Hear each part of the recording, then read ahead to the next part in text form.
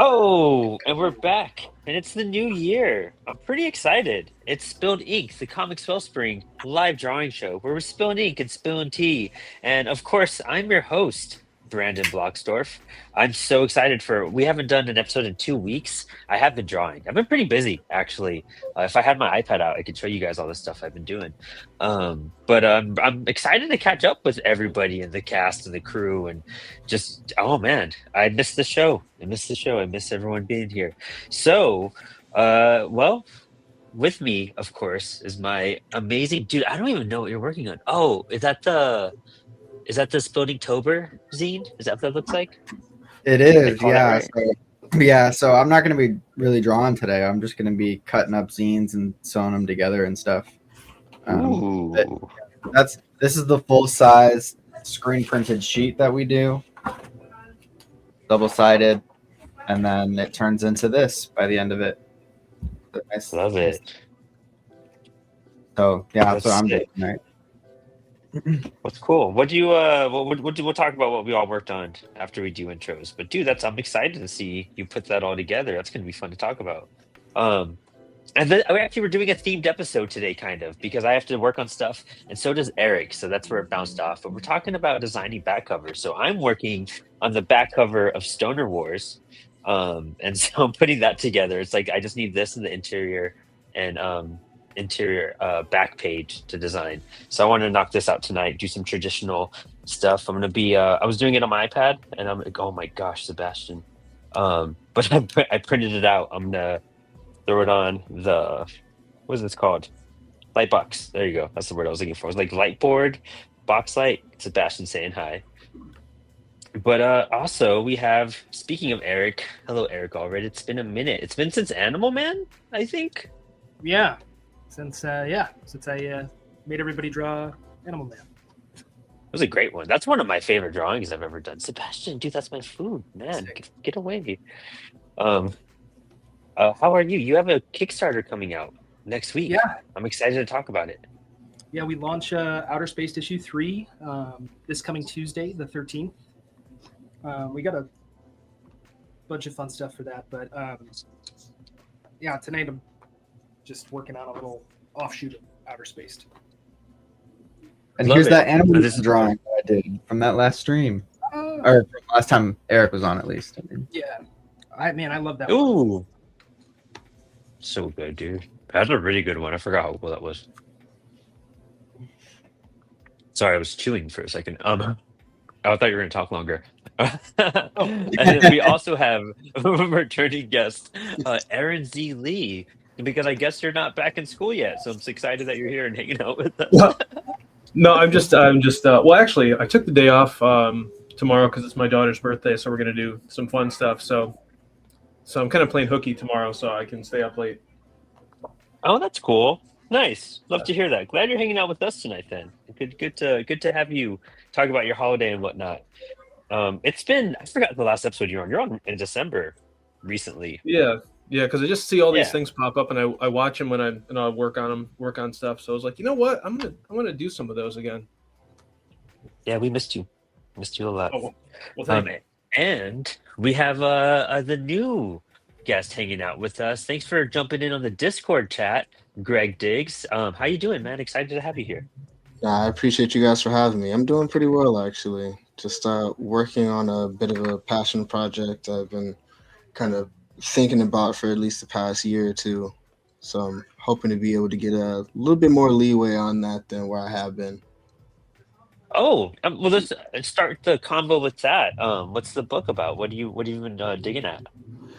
Well, initially, whenever I started writing, maybe about 3 years ago, it was Fallout fan fiction with a friend. And, we mixed in, a little bit of lore of Skyrim because we, thought of them kind of existing in the same universe, but just different time periods. And it got That's to cool. a point where, we were like, you know what, why don't we just create our own thing?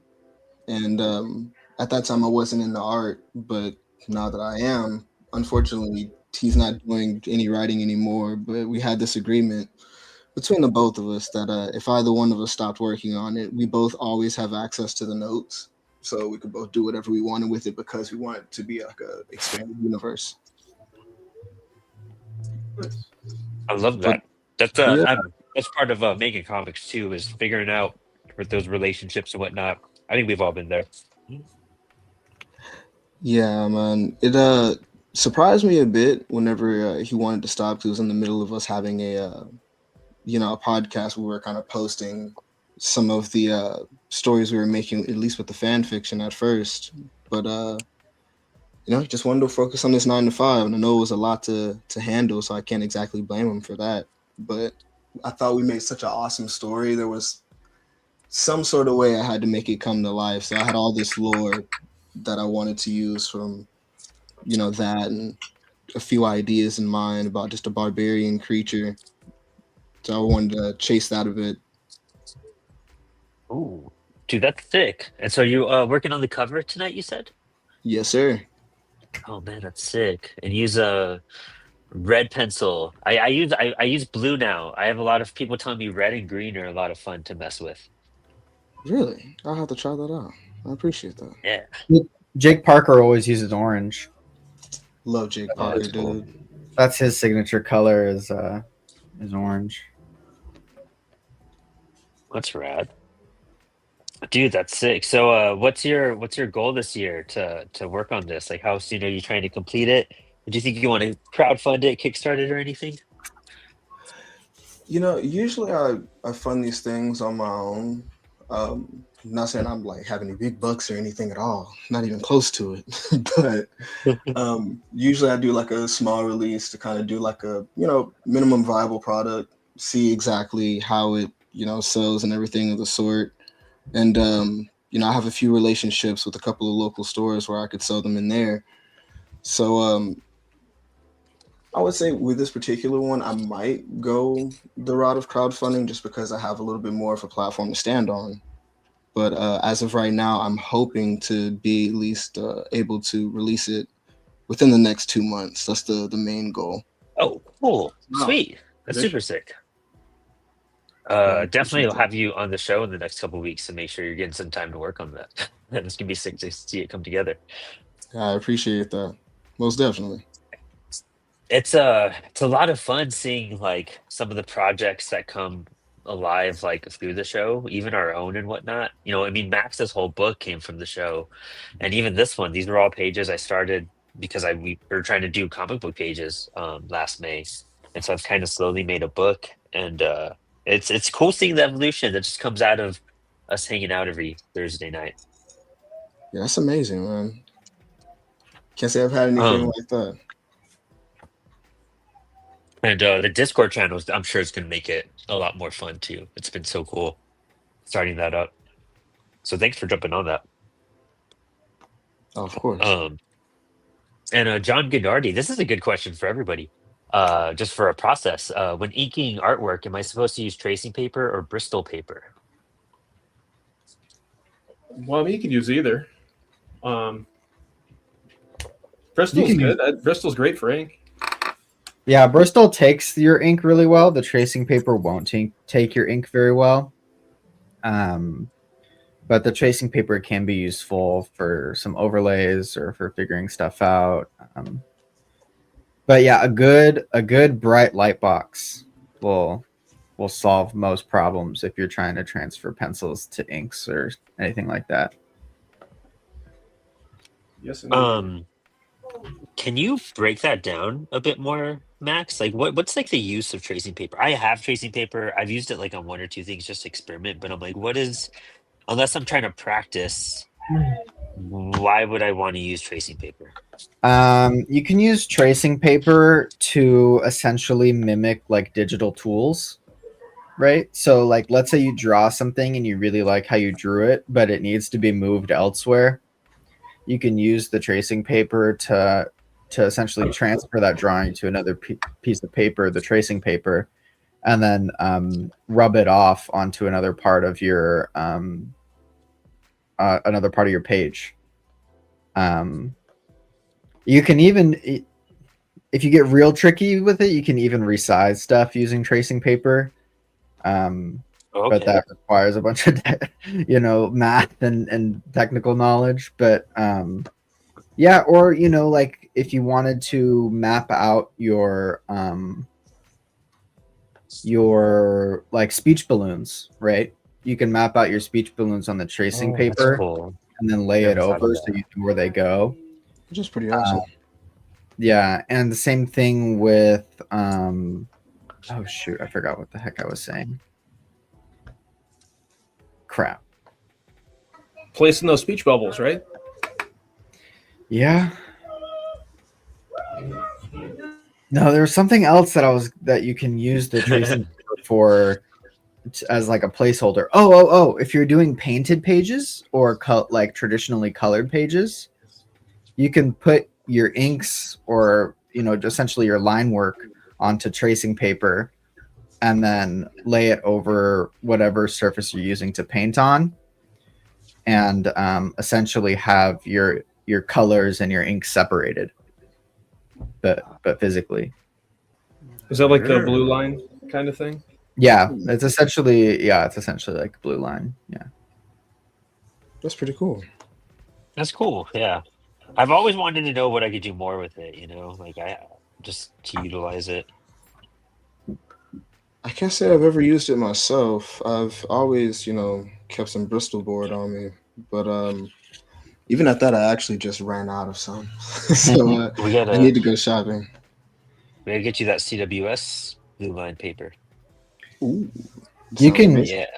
You can even actually get even more creative with tracing paper and use it for like effects, right? Because most tracing paper isn't actually clear; it's got a haze to it. So you could like draw something on your page and then like a background or something, and then draw your character on tracing paper, and then cut it out and paste it on. No and way. then now your character is translucent like a ghost or something. Ooh, that's cool. That's sick. That's Yeah. pretty awesome. I've been wanting to figure out something with front covers. I forgot the YouTuber, but this guy used to be so creative whenever it came to just front and back covers. But he had like a translucent film that he like cut out, the front cover like a little square, and he has his main characters on the inside cover, and he drew like I think it was like an ice box or something over it, so it looked like kids in a freezer, like there's this imminent danger and they're trying to break out. And I thought that idea of the cover itself was just so alluring and so interesting and intricate. I would like to attempt something like it. That's rad. Was that Cirqueworks? Yes. Yeah.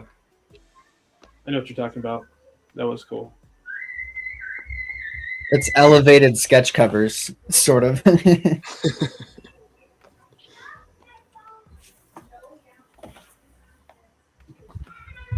Sorry, I'm like super focused right now. Uh, yeah, I think I want to experiment more with stuff like that this year. I want to get like, I use so much Zipatone when I use my iPad. I really want to get it traditionally and just try to mess with that. I know it's a lot of work, but I think it'd be a lot of fun. Milo got me screen tone for Christmas. Oh, really? Yeah, man. Have And you guys some seen the screen stamps that they sell? I don't No. remember the name. You know what I'm talking about? No, I have no No. clue. Not at all. Jesse Lonergan, if you know him, he did Jerome. Yeah. And Yeah. Tony McMillan. They will do sketches and stuff. I should look it up and post it in the chat or something. But there are these stamps that replicate like lines and dots, and they're stamps. So you take them and you press them into the ink, and then you press them down onto your paper to create that halftone pattern. And you can do it after the drawing. You can do it before the drawing, but it's ink is a lot cheaper than the screen tone. I mean the stamps themselves I think are like $26 a piece, but once you have that grid, like you can use that forever. How big are the stamps? I think they're like it's I don't know. They're not huge. maybe like that. Like 3x4? Yeah, I think so. They're not huge. Okay. Oh, that's cool. Yeah, I saw that and I like started dumping a bunch of them into the checkout thing, and I was like, hold up, do I need to spend like $160 on this right now? It's like let's hit the brakes here. But I am gonna get one eventually. Yeah, I'd love to check that out, dude. Super love to see that. Yeah, I want to experiment because I do so much of it on my iPad, and it's cool, but just want to do everything. It is cool to like work on the computer. I did a printout. I did my pencils digitally because I want to do more traditional inks. It's nice to see it at the actual size because I like never see it this big. Oh, right? Yeah. Yeah, it makes sense. I thought about going to the library and printing out some stuff just to see it how it'll look like a page printed, you know? Yeah. We have a 11 by 17 printer. I don't know if I could put Bristol board in there, but I think that's something cool just to test out sizing wise. Yeah. I'm lucky. I have an 11 by 17 scanner, and then there's also one at work that's even bigger than that I can use. Oh, that's cool. Jeff DeMar sent me a link for a really cool one, and it goes on sale. And it's the one that he uses, and because he does all his pencils to digitally, and he inks everything traditionally. So I was like, that's smart. Oh, for an 11 by 17 printer or a scanner? What prints? Okay, well then it's a printer. Does it have an 11 by 17 scan bed on it? I guess so. I don't know. Let me send you the link. I haven't really looked at it because I saw it and I was like, I can't afford it. I don't want to look too much into it because I'm just going to be sad, or I'm going to spend money that I don't have right now. Yeah. But it was like $200, and I was like, that's pretty sick. Oh yeah, yeah. I have a 13 by 19 printer, but it doesn't. It only has a legal size scan bed, which is 8.5 by 14. So I end up stitching my scans together, or I go to the local shop to get them scanned. So I'm gonna put this. So if you guys are part of our Discord group, you guys can see it. So join our Discord. There's a link here, and let's see here. Sorry, I gotta pull it up. But yeah, it's a pretty cool, cool looking scanner. Ooh, making comics. You know what? I put it in the making comics one. There you go. I heard everyone's Discord go off right now. It's adorable. Oh yeah, the Epson workforce. Yeah. Yeah, it's pretty sick. It's like 229 right now. That's not bad. No, that's not bad at all. What gets you is the ink. Yeah, I'm sure. Yeah, so my printer cost, I don't even know. It cost a lot of money. But it's got tank reservoir for ink. So I've had the same ink. Yeah. Yeah, I've had the same ink for like over a year. And I still haven't I'm barely about to refill my black. And I've printed so much with this printer since I got it. Dude, you told me when I got it. That's how long I've gone. Yeah. And we had a whole printer conversation like 2 years ago. Yeah, I think you remember that. Yeah, man. The eco tanks are sick.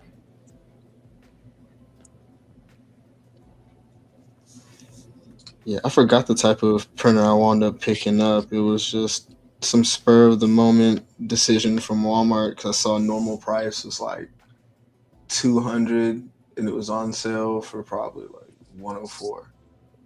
It was just because someone had just opened it and returned it because they didn't feel like investing in the ink.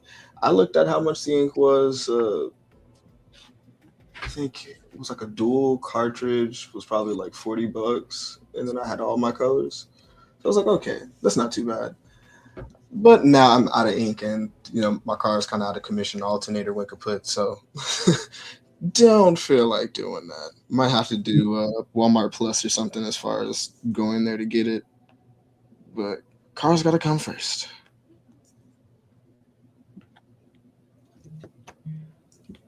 Every time you make an advancement in life, your car has to do something, dude. Yep. Has You to know, I humble knew. Yeah, it's to True. humble you. Yeah. you. You know, because I did have an art show and everything. I was like, you know what? All I had to do was change out the key fob battery. I figured that was going to be easy. All of a sudden, the alternator's bad. I was like, oh, well, it must have always been bad. And the whole car was running off the strength of the battery the entire time. Oh dang. Mind you, I know nothing about cars. I had to learn that in a matter of 2 weeks. Dude, I feel that. I feel that. Dude, uh last year, Eric came to visit for a festival that we were tabling at, and we had to go to DC, and went to park to get some food while we were waiting for our friend to arrive at the train station.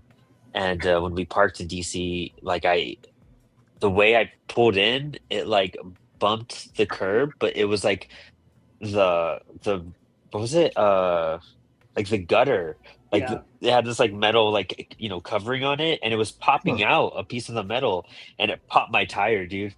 And What? dude, I've never had to change a tire in my entire life. I swear to God, like I've just never had to do that. And then I'm so glad Eric was with me, dude, because I was just like, dude, I don't even know what to do. Like, how would we fucking do this?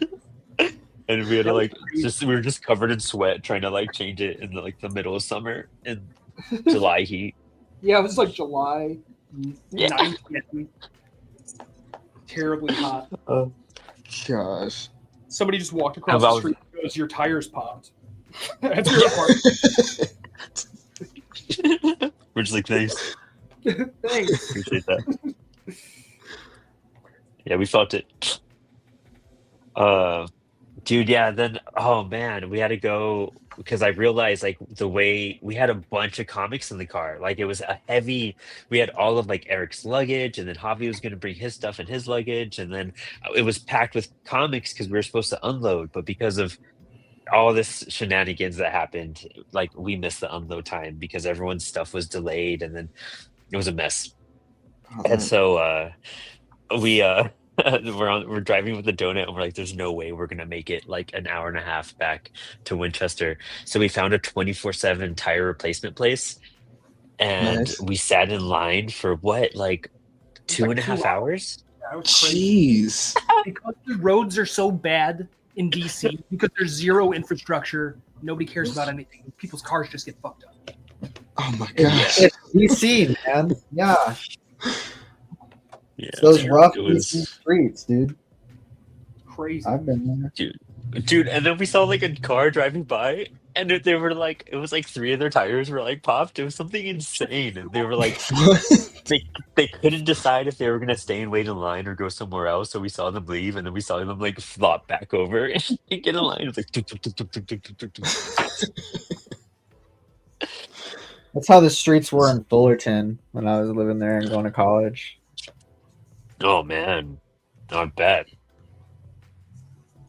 The mechanics Yeah, it make was- a killing over there. Dude, yeah. I mean, those guys were non-stop for sure. Mhm. Like,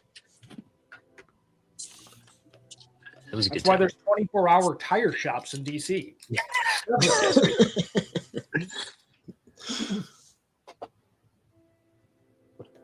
Ooh, this was perfect. Let me just make sure I do it. Oh, if it's not straight, I'll fix it on my iPad.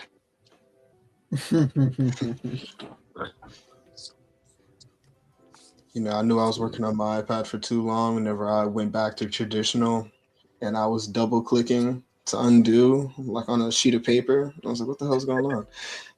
Until it Oh, finally dude, clicked. I was like, oh.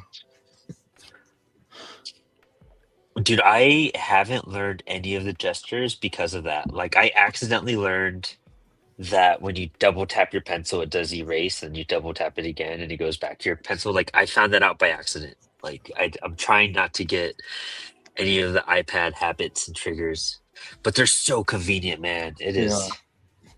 It is hard not to. Yeah, I had to take a break from my iPad whenever I went to one of my art events. And I had a customer come up to me and she was like, I had all these different prints and stuff. And she was like, do you have any traditional work with you? And at the time, I had worked it traditionally for about maybe 6 months. I'll just focus purely on just digital comics and things of that nature. And so unfortunately I didn't. And she was good. And I was like, you know what? No, I think she bought a print instead. But I was like, you know what? I should get back to my roots. I feel that. That's why I did digital so much last year. I was like, I just want to get good at it so I know how to utilize all. It's just another tool, I'm going to Exactly. learn a lot of tools. Be And fluent enough to know when to utilize them or not. exactly. Do you guys have any shows planned for 2026? I do not. I don't. Yet. I've got local ones. I know I'm going to a show probably. Like I'm 90% sure right now, 95% sure, but I'm not like tabling or anything yet. Are you talking about OAX? Yeah. Oh, okay. Yeah, we got it. I got my ticket, man. Well, I got my plane ticket, not my convention ticket. I should be able to cover that for you. I don't know if I should have said that on air, but you're the co-host of this. You should get a ticket covered. We'll talk about it later. But I didn't know if you're confirmed going or not yet. I'm waiting for Kazra to reply to my email. Gotcha. He's actually coming on Inspired Inc. in not this this Monday.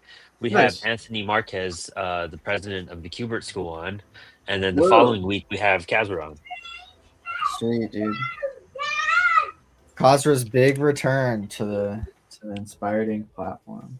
I saw he was on what is it? Ink Cult. Yeah.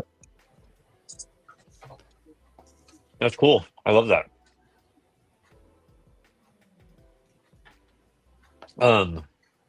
Roman was saying, hello, Roman. Thanks for, you also said I've made it to another year.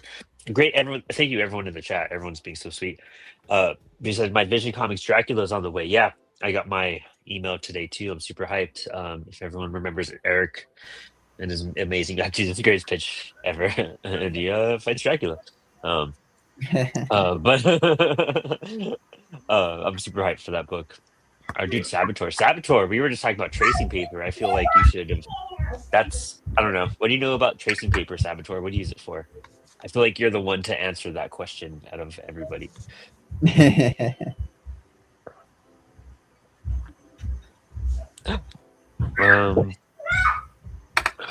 Well, I've had my nib, but I did not clean it last time. I feel bad.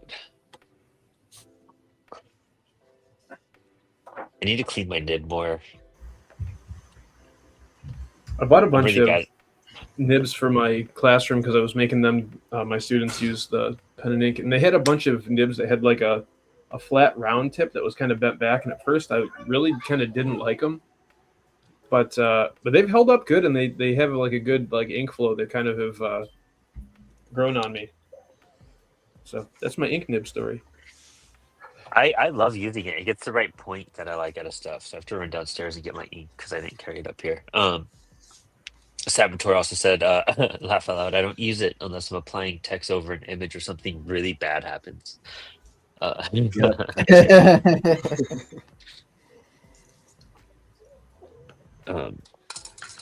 no, let me go grab my ink from downstairs. I totally spaced that out. And a paper towel, probably. I have India ink that I've only got into a little bit because I kind of juggle a lot of things. So I'm also learning how to tattoo. I have my gun and everything behind me. I have to work on a Pokemon tattoo of Gengar. Probably wind up doing that later tonight unless I really get wrapped up in this. So it balancing quite a few things, but right now that's mainly what's taking a bit of attention. Are you still practicing on skins or on yourself for willing sacrifices or what? So I do have a collection of willing sacrifices, but as of right now, I'm mainly working on fake skin until I'm comfortable enough to, fully tattoo on someone. Sweet. Yeah, My partner Milo does tattooing. So I was just wondering. Oh, sweet. I'd love to see some work I've been sometime. I have a couple. I was the experiment for a couple friends, so I have a couple homemade tattoos. Got to support, you know. Heck yeah, man. You know, I would say it definitely has its differences, but because I've always been in love with line work, it pretty much is the same thing. I realized just instead of brushes, just needles, you know, just kind of simple things like that, and then realizing the certain needles that I did need. But I think here in Texas, you just need the blood pathogen test, and pretty much you're good. Like after that, I mean, you can get a, what do you call it? I'm blanking right now. It's been a long day. An apprenticeship. There we go. Thank you, sir. Yeah. Yeah, I could get one. I have one that's kind of pending at the moment. I told them I'd rather just wait until I know I got it. But we'll see. I gotta build that portfolio some. Yeah, each state is different, man, and so it kind of becomes a pain in the butt in some places. I can only imagine so, especially if you ever decide to be mobile with it, you know? Well, if you're there's exceptions to that. As long as you have a license in a state, Mhm. usually you can apply for temporary licenses. Oh, sweet. Yeah. Where in Texas are you, dude? San just gonna- Antonio. What? Ooh. Freaking 30 minutes from me. Really? I'm like just outside of Austin, so I mean it's maybe a little bit longer. It's depending on your speed and traffic, but yeah, that's crazy. I just did Casa back. Me and my writing partner Ben Collins back in was that November? Yeah, I want to say it was. Back in November Yeah. in San Antonio. That was a good show. I liked it. That's crazy, man. I'd definitely like to meet you sometime. Hell yeah. Well, I'm pretty. Probably catch you at one of these casas. Or just like meetup, hangout, comic meetup thing. Whichever. Very true. I'm pretty easy. Dude, yeah, and I'm from El Paso, Texas. I live in Virginia now, but I grew up in. So Even so though why'd that's you like 10 betray hours us? from you. So why'd you betray us then, bro? Huh? Oh, that was life. That was purely life. That was throwing into You had to get out of situation. there. Yeah, I had to get out of there, man. And Understand. El Paso was like a nowhere town in a big way, so I had to bail. Nobody goes to El Paso. Everyone leaves. It's one of those. People go to San Antonio and Austin. True, true. uh, Kev here says Casa was a good show. Oh, dude, we have more Casa connections here. Yeah. That was fun. You guys gotta link up. Heck yeah. Outer Space comic or Eric and Allred. Allred. Texas folks. No, Yeah, his originally links I'm are from in. Florida. Oh, well, Eric went to school in Florida. I did. Really, where at? In the Orlando Winter Park area. Beautiful area. I only got to visit very briefly, but I'm born in Pensacola, raised in Molino, like a river separated from Alabama. Yeah. Or you don't have to be nice about Orlando. It's a shithole. So, it rains every fucking day, and yeah, that's why I got out of Florida. I mean, I'm not any better really in Texas with the heat, but I'm originally from Chicago, so Let me tell you what, Eric. Do not start talking about the rain. Where I live, it's a nightmare, man. completely different. I just mean like it's like every day at noon it would rain in Orlando, without a doubt, and then it would be humid from there on out. Yeah. Yeah. No, my dad works down in Florida. And so yeah, I'm definitely familiar with the spontaneity of Florida weather, man. Yes. Dude, the one time I was in Orlando and it just started raining and it was just like an insane downpour. We were just like, "What the hell?" Like we knew we were prepared for rain, but we didn't realize like how insane that rain could go from zero to insane out of nowhere. Especially being a desert rat, you know what I mean? Like I didn't know Oh yeah. anything about that. Like How insane the rain. You know, oddly enough, okay, I do like the rain, but I hate wet clothes. You know, oh, so if vibes, I, yeah. Yeah. you know, it's as long as I have nothing to do, right? Like, say I could draw and listen to the rain or whatever, and have some music Yeah. playing. I'm chill. I like being cozy and it raining outside is what I like, yeah. Yes. Some of these San Antonio days have definitely been for the birds. Can't lie. Like it's cold for like maybe a couple of days and scalding hot the next. Yeah, dude. Yeah. Recently, it's been so up and down. I've been getting sick. I'm sick over freaking Christmas. It's nuts. Oh man. Just Dude, everybody was sick over Christmas, it sounded like. I think everybody's still sick, man. yeah. Yeah, straight up. I've been slowly but surely dodging it. Now I did have to take care of, I have a 3-year-old turns 4 on the 13th and a No way. 8-year-old. Ooh. Yeah. My daughter's turning Yeah. 4 tomorrow. Really? Yeah. Hey, happy early birthday. Oh, well, I will pass it on to her. Thank you. Yeah, that's amazing, man. What do you guys have planned? Hopefully we're gonna go to a Build-A-Bear at a local mall, and we'll go to a children's museum. Oh, that'd be awesome. I think it's fun. I like seeing her. I mean, you probably have the same experience where like you like to see like how happy she is by stuff. Yeah, of course. Man, there's a place here called the Doozeum. It's they say it's for kids, but I think adults could have a fair share of fun there too. Of course. I got stuck. It's over this gigantic computer called the Never Ending Story, and ever since that place opened, people would just add paragraphs and paragraphs to this random story. That's cool. Yeah, it was like one of the coolest things I've ever seen. I mean, my kids at the time were too young to appreciate it, but I was like, I just gotta stay here and write this story, like just real quick. But yeah, so many different things, man. I'd like to go back there sometime soon. There's a children's museum. Well, it's called the Museum of Play. It's in I'm in upstate New York, and it's in this city called Rochester, and they have a lot of like activities and stuff for kids. But they have like a history of toys and games.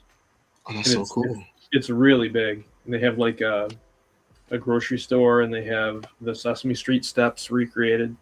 We didn't get to go over break because the winter weather was a little bit too crazy, but we'll probably end up taking her in the spring sometime. Hell yeah, man. Yeah, it's fun. I like that kind of stuff. Nostalgia. Of course. I had to kind of culture my stepson because we're walking through Walmart and, it's close to Christmas time at the time. And he's like, Yeah. Hey, who's that snowman? And I was like, are you talking about Frosty? I said it so loud. I was like, nah, man, you need a lesson in Frosty. I was looking up doing these schools. I'm sorry. I was looking up free movies on archive.org because I'm always trying to figure out like legal ways to movies. Of course, we pay for all the streaming things too, but I don't know. There's something about like digging to the bottom of the garbage barrel that like I want that more than the stuff we pay for. Oh yeah. But Frosty the Snowman is on archive.org to watch for free. Really? I'm gonna have to check that out. I appreciate that. Yeah, I mean it's probably on YouTube too, but I don't know. I'd like to dig. Heck yeah. Someone just dropped, I think in the chat, archive.org has all the like Wizard magazines now popping up, Oh and I was snap! like, ooh, that's gonna be a fun Oh, day. Nice. they've got good. They've got a lot of good comics on there. Like they've got a ton of heavy metals and the Warren magazines. Oh, I never thought about looking for those. Wow. I believe Oh, I there's own one of the I'm heavy obsessed with metals. the creepy and eerie.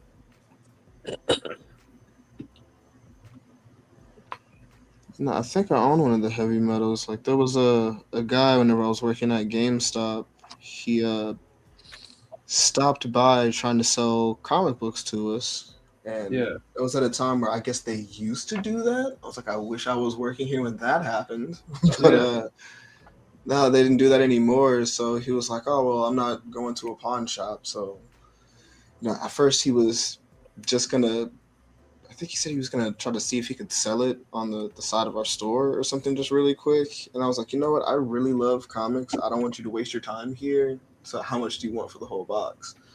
Nice. And yeah, he said 50. And I was like, are you sure, man? Because I was looking through quite a few of those issues. And I was like, man, some of this stuff is just vintage. Like, I think you should really, look through this box before you decide to settle on a price. He's like, nah, man, I don't really care. So he sold me the box for $50. And one of those comics alone, I think, is like about reselling 200 on eBay. Wow. Yeah.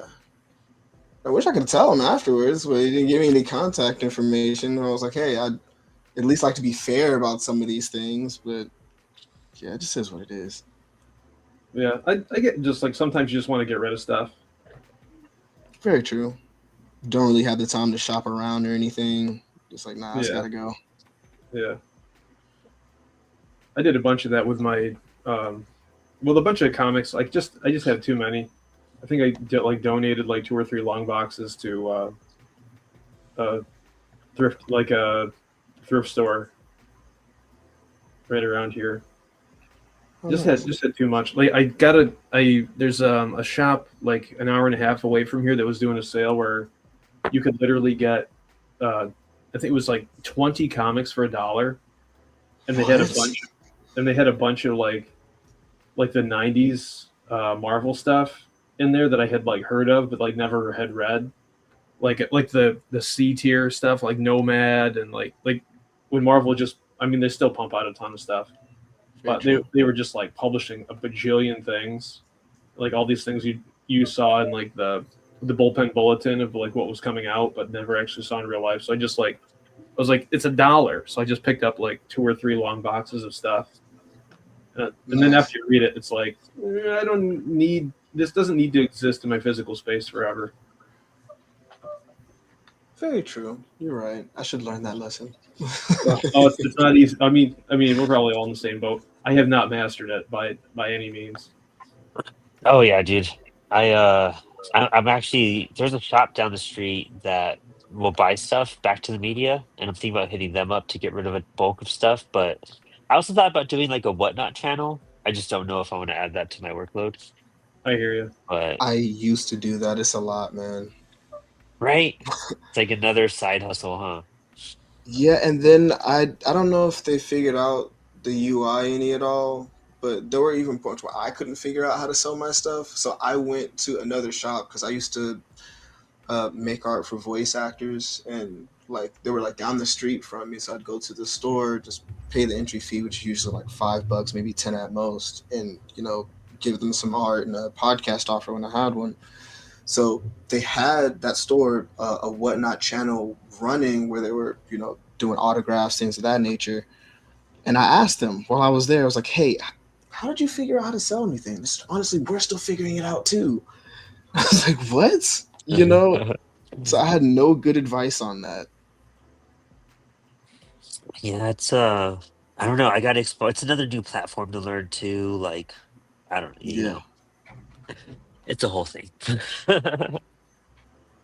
But I need to get rid of stuff, dude. If I have to move at all in the next couple years, like, dude, I'm not moving all this stuff again.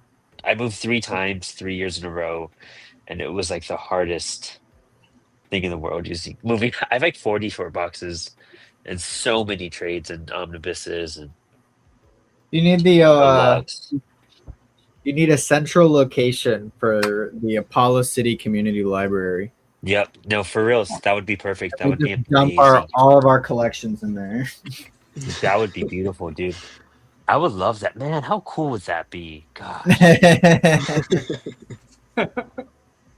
like I hate getting rid of it too. You know what I mean? Like, there's a lot of stuff you're like, I Yeah. don't want to like I necessarily get rid of. Yeah, you don't want to ask my advice on that because my advice is don't get rid of anything. Hey, my kind of guy. I'm very much like I think streaming is freaking theft, man. Like I want to own my materials and be able to access it whenever I want to and like have my collection, you know. I think now you can kind of like digitize stuff and move on, right? You can have a digital collection too. But It's not I the think same. no, but I do think that you should own your stuff, you know. Yeah, not like the license. Yeah. 100%. Oh, let me catch up on the chat here. Any shows in Central Texas in the next few months you guys know about? I got an email about Pancakes and Booze coming around. I mean, it was relatively cool the time I went, but I could say on the creator side, I didn't like the lack of transparency because we didn't know people were getting charged at the door until like the day before. Oh, So, wow. yeah, that's what kind of limited everything. Because at first, we're thinking it's a free event. At that time, I didn't know to ask more questions, but it turned out to be like maybe I think it was $15 the week of for a ticket or $20 a day of. But if you do pay it, I mean, free pancakes and booze at the price of $20. It's pretty dope. That's super dope. Right? State in April. Yeah, Staple. Um, The 18th, I think. mm-hmm. Something like that, yeah. You know, if you check out your local half-price books, you can always pop up on either an art show or someone selling their stuff. Because that's usually what I do too. Oh, really? Yeah, it's free too. No deposits, none. You have the table ready for you, a chair. You just sit there and sell all day. That's rather that you do that. No, it does. I love half price books, dude. I miss that place. That's El Paso didn't have one, but I'd always go when I went to like Dallas or whatever. El Paso doesn't have one? That's crazy. No, that's whack. It's whack. El Paso doesn't have shit. Dude, I'm just making shit up. I know. I'm in Winchester, and I have had more success in 3 years than I did in 30 there. That's I'll crazy. tell you that much. And Kev was also asking, do y'all hang on to your free comic book day comics? If you do, which one? I do, and I hang on for them way too long, but I try to toss them in like I used to toss them in orders. I need to do that again. However, my bathroom downstairs, we started putting comic book pages up, so we use those sometimes. So it's kind of cool. Try to make use of them somehow. But no, I hold on to them for a while, but I should be getting rid of them. Hey, dude, I heard you're doing maybe doing a variant cover for Finding Kismet. What's up, Knob? Happy to have you Dude, here. Knob. Sorry, I'm stuffy, and I think when I was trying to say knob, it didn't like come out. I got like super stuffy in the last like 15 minutes. Here you go. Here's first one done on stream. Nice. Oh, nice. Yeah, look at that beast. 50 minutes. It's technically 90% done because I have to trim the edges off, but I ended up buying a guillotine cutter with my Christmas money. So I'm waiting on that to get here so that I can have actually nice, crisp, clean edges instead of doing it by hand and having it get all messed up. See, mine is like that, Eric, but it's like 250 times stronger than that. Yeah, this is flimsy as shit. Yeah, I think mine can cut through a whole ream of paper. Oh Oh shit! wow. Yeah. My Yeah. wife uses that to cut sewing patterns, so I just Yeah. steal it to cut the mini comics. Yep, that's what. Yeah, I've got a little guillotine trimmer that I've been using too. But for like cutting through the edge of this to get it to be straight, I need it. I need a guillotine trimmer, a proper one. For a nice face trim. Yep, I gotta do the edges too. These top and bottom edges.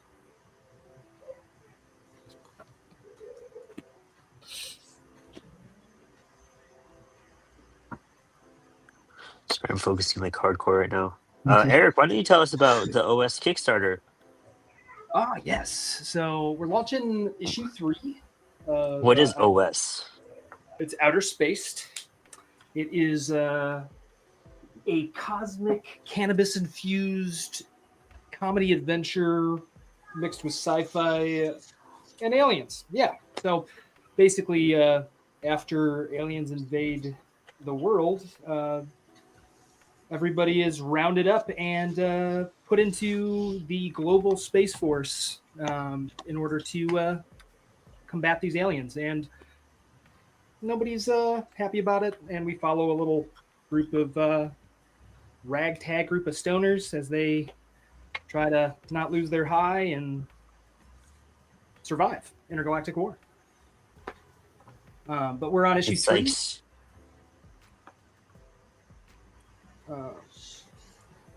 Issue 1 and 2 are available at ApolloCityComics.com. There's a plug. But yeah, we launch on Tuesday the 13th. We're doing a little 30-day campaign for issue 3. Issue 3 is like 80% done, so we're moving pretty quickly through it.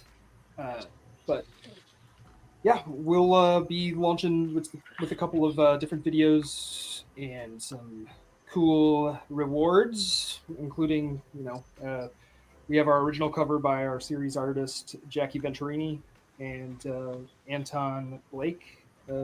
yeah. Yeah. He did He's the man. yeah, he is.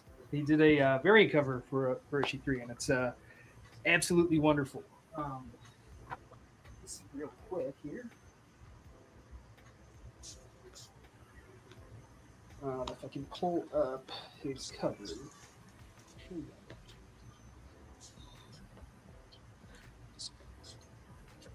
Do you have it with you? I don't have it printed. I'm just looking Oh. for like a shitty image on my phone. To be honest with you. Oh yeah. If you could upload it to into the StreamYard too, if you want. On that little plus icon that looks like a share screen, you could add an image file and it'll post it up. I don't think I have it on this computer actually. My laptop. Ooh, getting done the very cover. Hopefully done this weekend. Dude, that's sick. I was just talking to Jeff about tiers and setting up that Kickstarter. Finding Kismet launching June 2026. Hell yeah.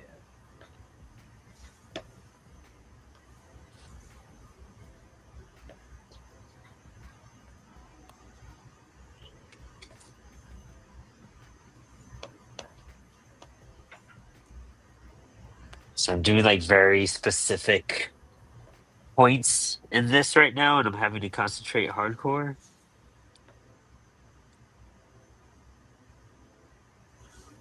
It's all good.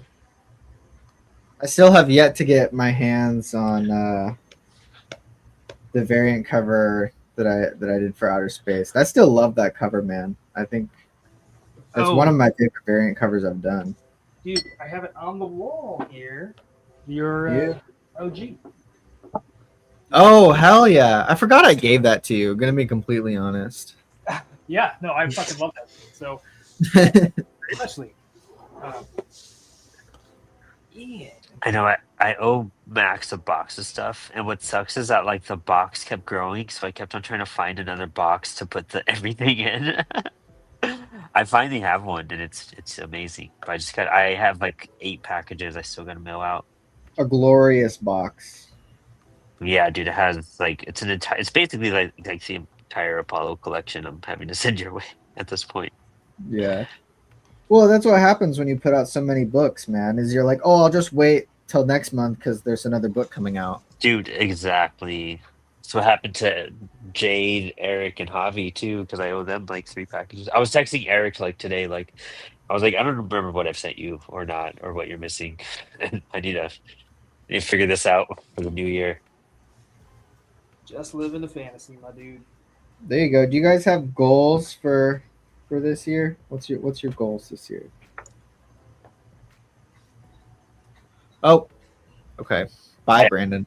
I went to go to the chat because somebody left a comment. They said hello. It doesn't show on my end now. I don't know why, but my thumb like slid as my chair turned, and it like my screen went back. You know what I mean? It did a gesture on my trackpad, Uh-huh. and it just sent me back. But somebody said hello, and I want to put it on screen. But hello, somebody who just said hello. One of my goals is to do some anthologies. I think, like try to get into some stuff that I'm not the publisher of. Yeah, well, we've had like 12 Nice. anthologies. You could have jumped in over here. Well, I haven't really focused on that until like even this is something I'm working on for potentially to go into, what did they call it, Lion Cosmique. I might have mentioned that the last time I was on, but I'm working on like a heavy metal-ish story. That's cool. Dude, that background looks amazing. Oh, thank you. Yeah, I mean, I last time I was on, I was talking about slow cooking stuff. Like, this is over penciled. Like, this is days and days like figuring things out.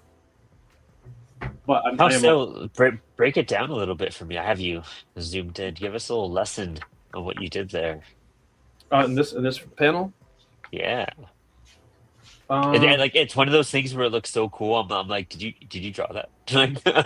Well, it took a long time, but what did I do? I have this little figurine that I kind of posed in like this, and then I looked at references of boots and like spacesuit kind of things. I had this character, probably over 10 years ago.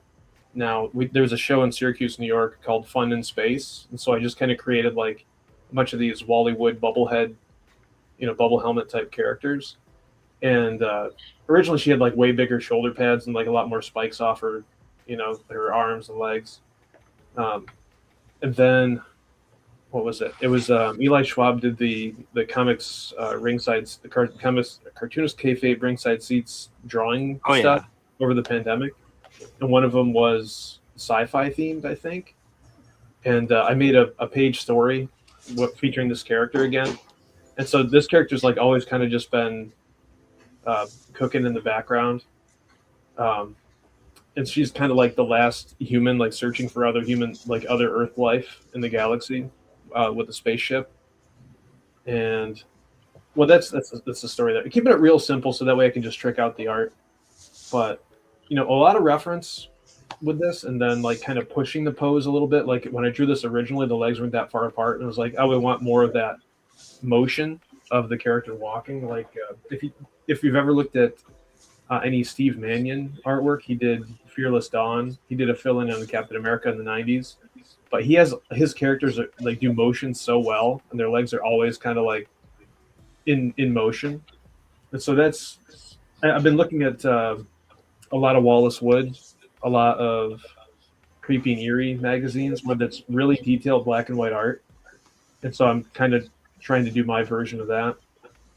And then I looked at a lot of like sci-fi backgrounds and illustrations of planets and like little steam things. And so just trying to draw some realistic, not, as real as permits, like rock textures and getting shading. Yeah. Is that your custom gray like noise tone? Or no, is that it's just what? It's okay. It's just I shaded in with pencil and I grayscaled the image and painted it back in. But I probably will do that gray tone. Yeah, I think it looks really good with almost as if it was like toned paper or something. Yeah, great. When it printed out, I was like, I did have the thought like I could just do this in pencils and it might be better. Or you know what you could do is scan your pencils and then scan your inks and then just combine them both as two layers, you know. That's not a bad way to go. Then you get that nice like the gradation of the tones. Yeah, and then you also might not have to ink as much. You just have to ink what you really want to be black, you know. That's true. Like the separation of because I put a white underneath the drawing of this woman here, like just like a white flat shape, and it really separated her from the background. Yeah, like I think it works really well. Even with the gun on that third panel, or like the highlights on her face in the second, I think it looks really good. Yeah. Oh, good thing you reminded me that she does not have the gun holster on this leg. Whoops. Or this Still one. phenomenal. Oh boy. Right, back to pencils. We'll figure it out. Or I'll just work on it. I'll do that off cam. Dude, that's sick. Love that. It's amazing, bro. Thank you. Fantastic. And I gotta say one more. Well, I mean, I could keep talking, I guess. But there's that old EC comic. I don't know. You guys familiar with EC Comics? Yeah. Oh yeah. Mhm. So there was one that I would think it was after the Comics Code came in and basically told them they couldn't do as much, and they were doing this one sci-fi story where the last panel, the whole story was about an astronaut. In the last panel, the astronaut took his helmet off and he was a black man, and the Comics Code was like, you got to change this, and Bill Gaines was like, no, and then they were like, okay, well, like make like because he had like sweat beads on his head, and they're like, well, you got to get rid of that. And he just like published it. He was like, "No, I'm not dealing with this crap." That's crazy. So this is my panel. I mean, this character is, definitely an homage to that character too. But the uplighting and stuff like this is specifically designed to be an homage to that panel. That's sick. Thank you. Yeah. I like the history. Yeah, it's always the fun part, dude. Going back to that type of stuff, and just like it's like a good reminder of why we do this. You're like, oh yeah, because it's sick, and I was a fan looking at all this. Yeah, and like going back to like what's the source? What was this person inspired by? What was this person inspired by? And like going as far back as you can. Yeah, 100%. Kev was saying goals for this year: finish 3 comics I'm working on now, Wow. 1 event per month, and continue to learn. Good goals. Feel that, Holy dude. moly. Feel that, man. And then Retro was saying, good, looks great, Aaron. Oh, thank you. And Kev was also saying, I just got woodwork for Christmas. Love welding wood. Check out jealous. Rand Holmes too, 70s and 90s Canadian underground comic artist. Ooh.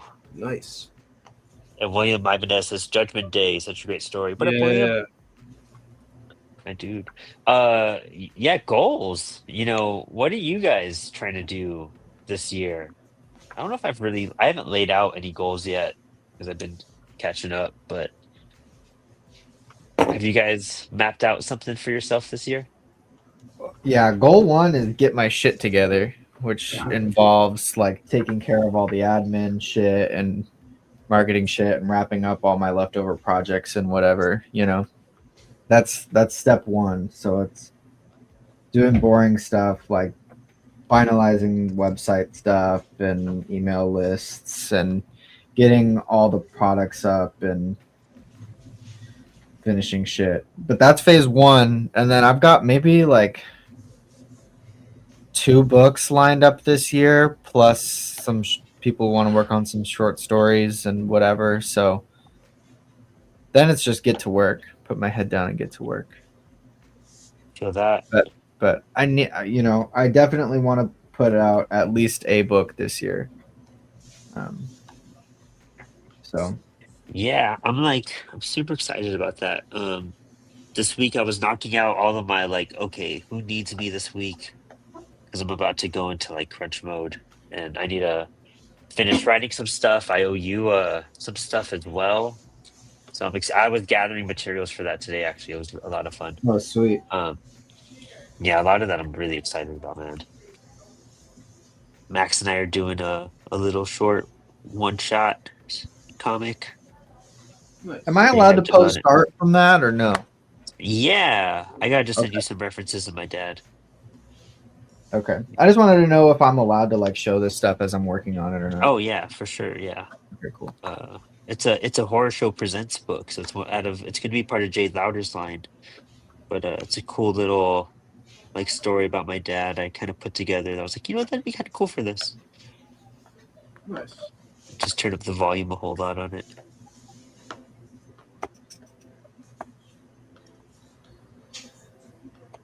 Yeah, as of right now, I actually knocked out one of the things that I really wanted to learn, and that was 3D sculpting. Oh wow. Ooh. Not, yeah, I downloaded Nomad. I've been trying to just crack different programs for the last 2 years, and for some reason, just Nomad was so intuitive. But I was able to figure out exactly what I wanted to do in about 15 to 30 minutes. I went and I made a couple of figures just as a test run to see, how the process went and everything. It was relatively cheap to print them all off. Outside of that, though, I've been wanting to do more with animation as well. And apparently there's some features with Adobe Fresco, which I also use that I guess can help the process along with rigging. So we'll see how that goes. Ooh, Yeah, I saw that dang. they can do some wiggly stuff with figures. Like you don't even necessarily need to wireframe some of the things that they were showing. You know what's crazy is I saw there was an Adobe like sample thing that they put out, like a beta feature where you essentially import a 2D drawing and then it'll figure it out for you, and then you can just do character rotations off of a 2D drawing, Oh yes, which is crazy. and some of them were pretty good. Chris Piazik, he has a YouTube channel, and he was testing it out. Some of those came out really good. And thank you, Knob. Yeah, I'm going to continue doing those fundamentals. It's all built off of like drawbox.com, which is a really great and completely free drawing program that starts from, how to draw a line to how to draw complex organic forms turning in space. So it's real simple, easy homework stuff to do and just get back to making sure those fundamentals are on point. So I'm going to be doing more of those.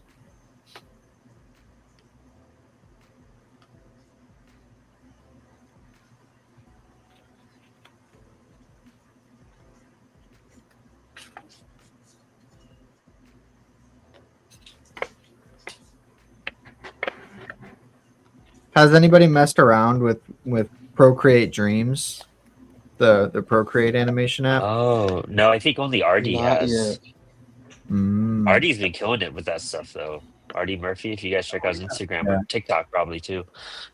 I used to use an animation program like that in high school, or not in high school, in college on my iPad. So I wish I had Procreate Dreams back when I was in college. It seems pretty powerful, but I don't know. I had someone tell me at one of my last events that I think they said you're limited whenever it comes to, how many frames per second you can use. Because I think they were trying to make a movie and they couldn't even get half of it done because there's just too many frames. They told me about a few different programs. They said one that they use Maya, and apparently to animate in 3D is a little bit easier than 2D, which I still can't wrap my head around, but I still have yet to kind of check it out. I think I have it downloaded, but just haven't cracked it yet. It'd be cool. I just love the line of art. Like line art is like so much of my favorite stuff. To like a lot of the 3D stuff, there's no line because it's a 3D object. Very true. Like I did a program that focused on 3D animation for a little while, and I think that's when I realized like, I don't want to do this. I want something with a line. And I mean, I know nowadays they can skin stuff with lines and stuff like that, but I was also a kid, so I was just like, and I ended up okay, so it all worked out. But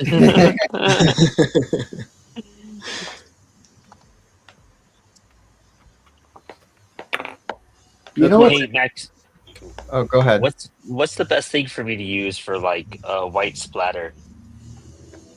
Um, acrylic, maybe.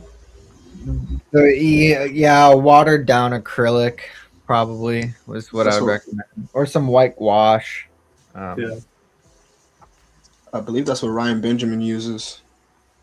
The gouache. The gouache, No, the acrylic. the watered down acrylic. Yeah, it's essentially the same thing actually. Most gouache is very, very similar to acrylic. Huh. Yeah, the like actual chemical composite there is pretty much the same. I put a comment or a question on Jason Chen Alexander post from a while ago when he was adding white to a drawing, and I forget what I said was. I think I was like, oh, did you?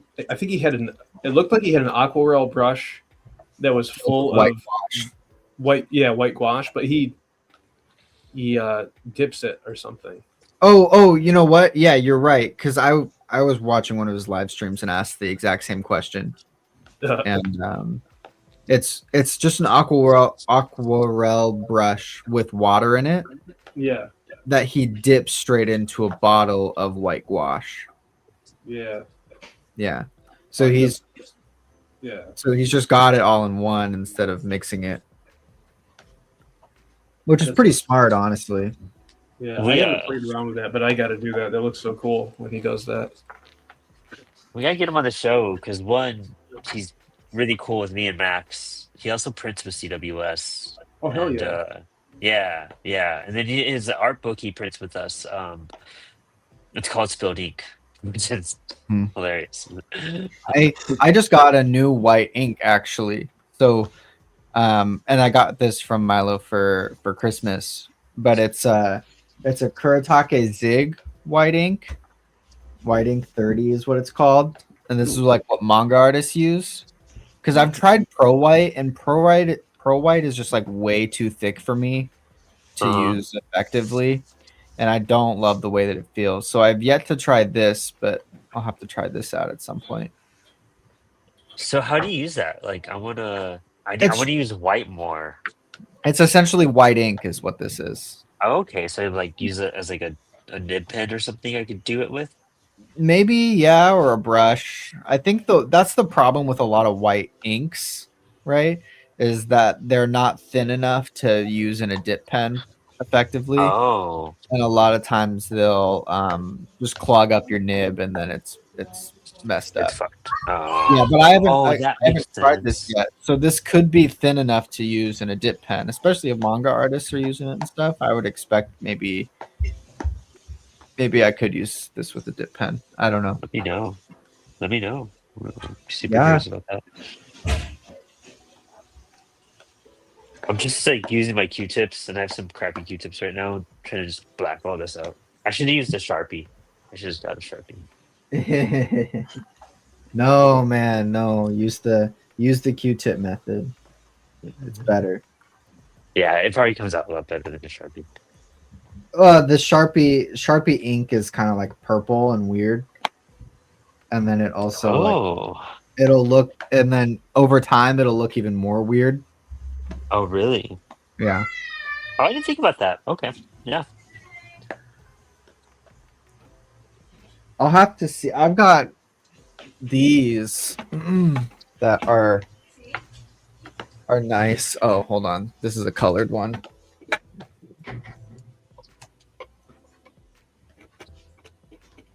Yeah. I've got these Boss markers that have a big black tip to them. Oh, nice. and I really love these, but it is still permanent marker ink, you know. So I don't really know how well it'll age yet. Well, have you tried oil-based ink? No, I don't like oil-based ink. I don't love the way it like feels, but that's just my personal preference. Can understand that and respect it. It's so crazy how, and you learn a lot of this, like especially because so like my day job is custom framing, which is all about art conservation.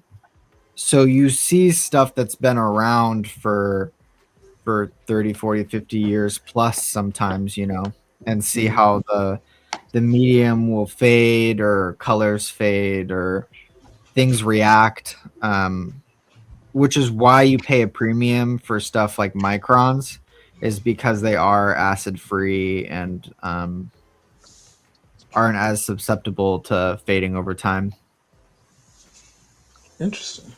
compared to stuff like a fine Sharpie. It'll just disintegrate.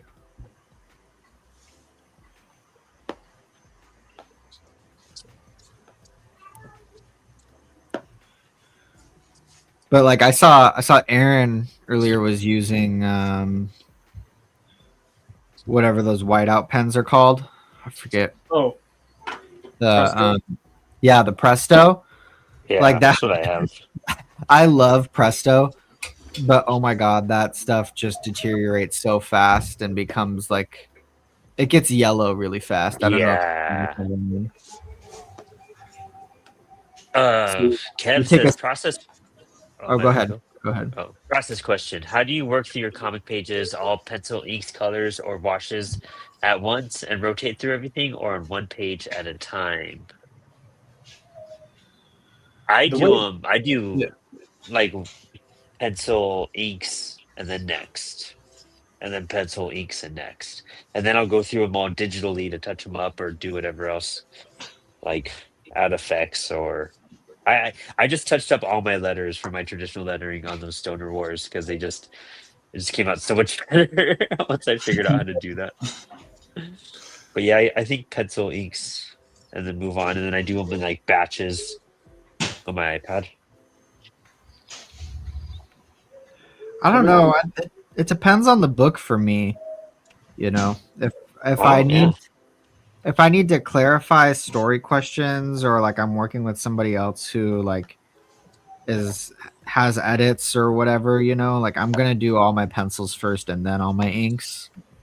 You know, and then I also do all my stuff hand lettered. But some people want the ability to have script changes, so then I do freaking what the heck was I saying? Oh, then I'll do my letters separately, or you know, like it varies so much depending on the book and project. But I think if I'm working for myself, I'll go back and forth between just doing a bunch of pencils and doing a bunch of inks, and then just doing pencils and inks in the next page. How many grades Yeah, of that not makes clear glass? A lot. But you want the good stuff. You need Optium Museum acrylic. That's the best stuff you can get. It's like $1,000 for a light. It's crazy. Oh, whoa.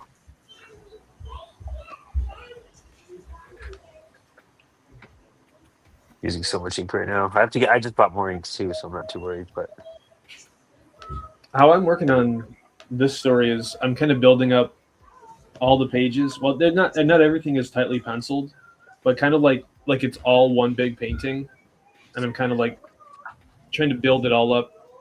Like I did all of the roughs and like some decent penciling for the entire story all the way through, so I knew everything that was going to happen. And now I'm just kind of tightening up pencils and inking, but it's not super linear. I actually the back. This is like the beginning of the story. I did pretty detailed pencils for the last 3 pages because in an interview, Mark Miller was talking about how he always has his artists do the end of the story first. so that way they're not running out of gas, like as they get closer to the end of the story. So I've been trying to adopt that, but thinking of it as a painting, I guess, is how I'm working on this right now. That's a cool tip from the Lar. I like that. Yeah. It's funny though, because like that's something that I'll struggle with when doing pages, right? Is you do your first page, and then by the time you get to maybe page 8 or whatever, you've like found your stride and you know what things are gonna look like. Yeah. And then you get to your last pages, and you might be rushing or doing whatever. And so it makes stuff inconsistent throughout the book. But it'd be funny to have your last pages be like the inconsistent weird pages. I feel like it'd be, but I don't know. Yeah, it could. I mean, you could always look back through it and be like, okay, I gotta change this, and this. Yeah. But it's nice that, I mean, you definitely experienced this too, where like you're working on the beginning and the middle, and maybe you've done some stuff at the end. So like when you hit a certain point, it's like a cushion, and you're like, oh, okay, I have this mostly figured out. Like this is not like a ton of work; it's figured out. I just need to do, a couple little things. And no, I like it. Yeah, I think that's actually a really good process to work off of. I think I'm trying to remember who it was that said this, but they were talking about the order in which they do pages, and most often they aren't doing pages 1, 2, 3, 4, 5, right? What they'll do is they work on their second most favorite page first, and then alternate between pages they're excited to do and not excited to do. That's smart. And then they do the page that they were looking forward to the most last. Yeah. Or pages that they like had to work out more in their head last to give themselves that time. And then also so that they had something to look forward to. Yes. It's all about like the mind games to make more progress. Yeah. Was that Todd McFarlane? It could have been because Todd just draws the pages and then rearranges them. I want to say it was JSA that said that, but I could be misremembering. It could be. Was there a short documentary that he did recently? Jason? Yeah. Maybe, man. I don't know. I don't know. I don't think so. He's in LA, so he's got. And he picks up a lot of jobs doing concept art for I believe it. For films and stuff. He just doesn't really talk about it or like show it off all that much. But I know he does it. Yeah, I'm looking forward to when he finally releases some new Empty Zone. Yeah, dude. He was working on that Christmas Carol book for a while too, though. Well, Christmas Carol was a rework. He finished like half of it when he was way younger, and then went through and edited the art so that he could actually do something with the art instead of it just being dead files in his flat file. Oh, cool. Oh shit, that's cool. Yeah.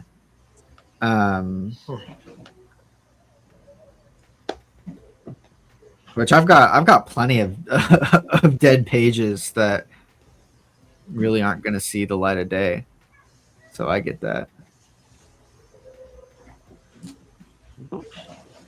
Yeah, I've got some. Well, it'll be used, but I changed course on a few things. I was doing like a 6-page short story and just changed course. Eventually, I'll bring that back to life. Kev's talking about Sean Crystal's hero panel, which is a good approach. I know Danny Warren Johnson operates on that same principle. There's got to be at least one showstopper panel a page. Yeah, Jade was telling me about that actually. Yeah, and DWJ also is pretty big on having at least one full figure in every page too. Oh, that's cool.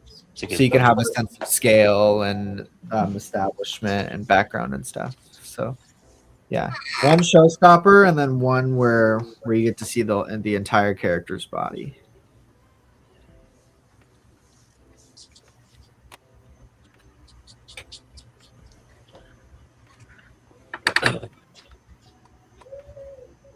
Ooh, it's a lot of black. You could have just filled that in on like your iPad.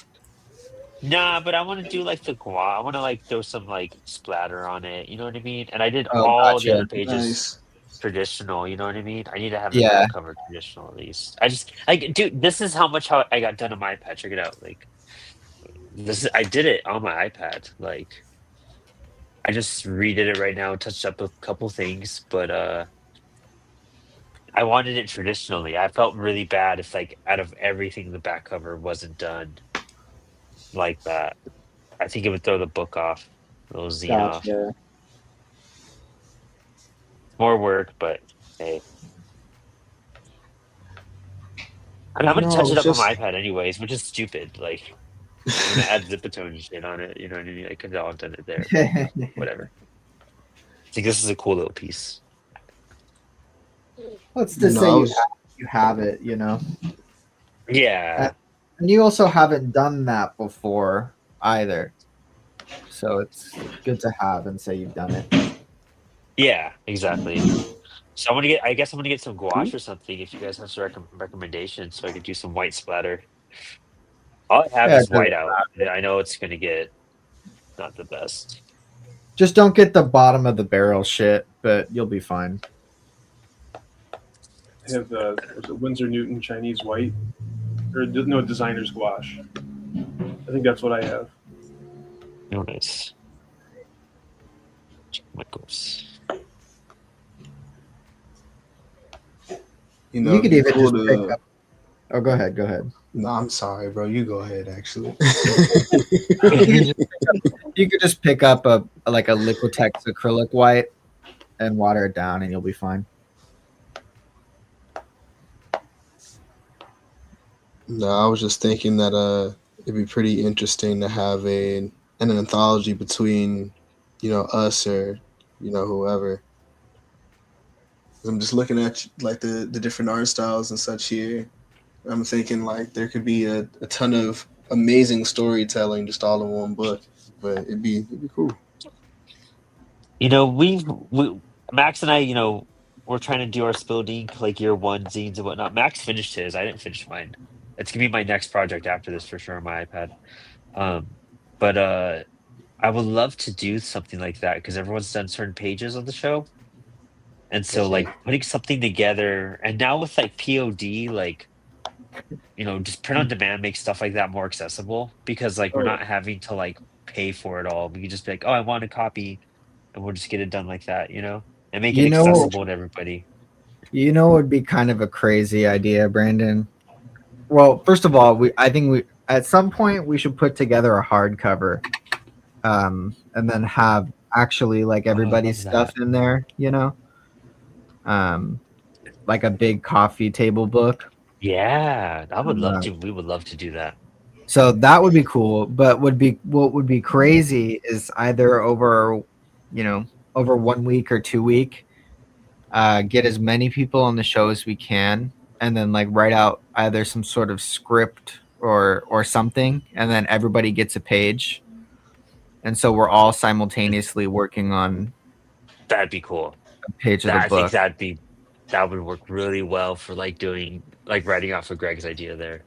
Yeah, and That'd do be two, sick. and then essentially it's either 2 hours or 4 hours for a page. It's low commitment, and it's like you're kind of just rushing to get whatever done, but the script's already written for you and you have your page assigned ahead of time so you can like plan it out. But yeah, it'd be cool to do that live and get as many people as we can in. I think Dan would love to do that. We use some CWS like story, an ink story. That'd be fun. Story about ink. Yeah, kind of like what we did with the Baltimore cover. You know what I mean? It'll have this type of vibe. Yeah. where we all did our own take on it, you know? But it'd just be a fun experiment, you know. It's kind of like 24-hour Yeah. comic day, but it's 24 artist comic day. I like that better. Crazy. Dude, maybe we map that out for the second half of the year. I'm down. We get 24 episodes, and you know, we're just getting art in and whatnot too. We can show pages as they're made. Wait, we get that's this what I'm building saying. comics for the year. We could do it in 2 weeks and get 12 artists on. Oh yeah, you per know, week. Yeah, that makes way more sense. Yeah, That like way, 24 episodes. I was like, if it's just us, sure, but like, let's get other people in on it. Unless you're trying to make Yeah, 100 book, man. No. I was like thinking like we'd have 24 people. Like we still do the 24 people thing, but every week you have someone doing a page. But like then like what are you and me doing for 24 weeks? At that point, you know what I mean? Like, Yeah, we're just sitting there watching yeah. them. Yeah, we're just like, no. Yeah, that'd be sick. But even like at most, right? You take 4 weeks to do it, six artists a week, and then then it takes a month to do the book. Yeah, we could totally pull that off. I think so. And you can That'd take be a the fun back event. cover, Brandon. No, I'm just teasing you because today's back cover day. we circle got- back to back cover day, and that's when I'll do it. You've got And so then- much practice that you can own that back cover, man. It sucks because there's so much I'm gonna do on my iPad after this too. I wish I could just scan it in and finish it. I don't have the materials to finish this back, but I was pretty hyped. It's like a sticker design almost too. You know what I mean? I'm gonna put the Apollo logo right here, Well, and then splatter. you could actually, you know what? You could do what I told you for last time. I think we talked about it during this comic kills fascists, where you do some black splatter and then invert it and lay it over digitally. Ooh.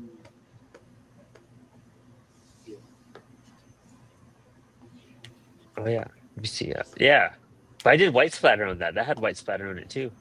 Yeah. Did you do white splatter, or I thought we talked about you doing a black ink splatter and then just No. inverting it. Oh, okay. No, You can do yeah, both. You could do both, indeed. but I don't. I'm gonna cover this. Like I'm gonna cover this part when I do it too. Like I just want the black to have the spacey white splatter Yeah. everywhere. You know, Uh-huh. that's what I was thinking.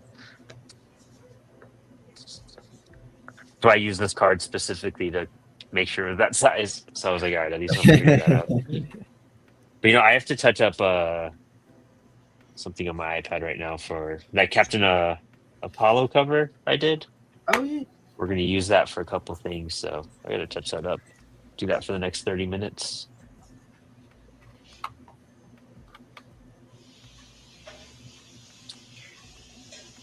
Are you guys Fun. doing a Kickstarter for Kills Fascist Dose? Or Yes, dude, we have a Kickstarter for stacked it? year. We have let me roll down the months right here.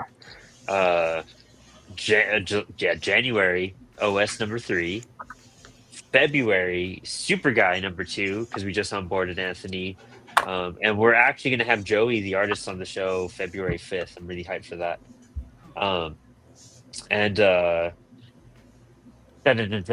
So let's see, March is IPN. It's probably nothing, which Max lettered and designed. Pretty hyped about that book coming out too. It's been a minute. And then April, we kind of take off, which is nice. Never know what's going to pop up, but hopefully rest, catch up on stuff. And then May is Fake Your Death. That's what we're aiming for there. Pretty hyped about that. That's my book with China Rosemaria. And Max is designing and lettering, and Eric's help. Actually, Eric here is editing and helping with some design work as well. And then in June is Finding Kismet, where our dude Nobi over here was doing variant 4 with our dude Jeff DeMars. And then July is this comic was Fascist Dos, the big beautiful comic, big beautiful book. I'm pretty hyped about that. We just went through submissions and narrowed it down like crazy. Um, it's exciting. Well, we have a couple more things kind of getting made for the book, so it's going to look like around 70 pages probably. Sheesh. Man. Yeah, yeah, Good be a chunk. good one. Be a good site. Not our biggest, but it's going to be really good for that. We might even do a deluxe edition because we never crowdfunded the first one. We just released it.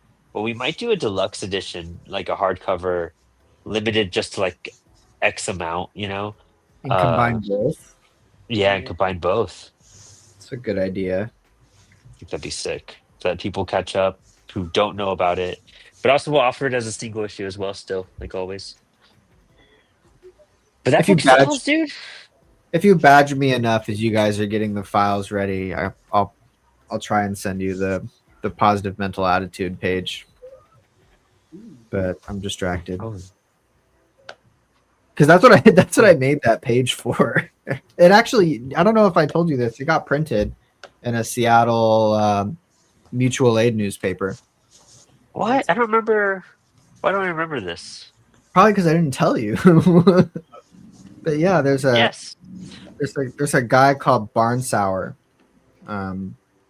who put together a mutual aid comics newspaper down in Seattle, and so I sent in my positive mental attitude strip.